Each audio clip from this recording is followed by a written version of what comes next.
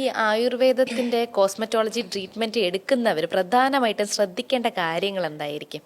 ഒന്നെന്ന് പറഞ്ഞു കഴിഞ്ഞാൽ ഒരു യോഗ്യതയുള്ള ആയുർവേദ ഡോക്ടറെ കണ്ടതിന് ശേഷം മാത്രം ചികിത്സ എടുക്കുക. ഞാൻ നേരത്തെ പറഞ്ഞ പോലെ തന്നെ ഓരോരുത്തർക്കും ഓരോ പ്രകൃതിയാണ്.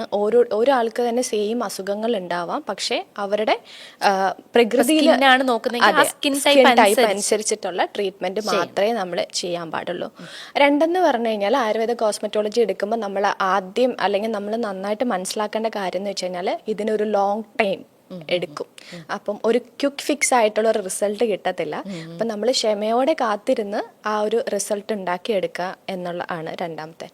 മൂന്നാമത്തേന്ന് വെച്ച് കഴിഞ്ഞാൽ ജീവിതശൈലിയിൽ നല്ല മാറ്റങ്ങൾ വരും. അതായത് ഭക്ഷണക്രമത്തിലായാലും വ്യായാമത്തിലായാലും ഉറക്കത്തിലായാലും ഇതെല്ലാം നമ്മൾ ചെയ്യാൻ ബാധ്യസ്ഥരാണെങ്കിൽ മാത്രമേ നമുക്ക് ആയുർവേദ കോസ്മെറ്റോളജി കൊണ്ട് മുന്നോട്ട് ക്ഷമ വേണമെന്ന് തന്നെ പറയാം.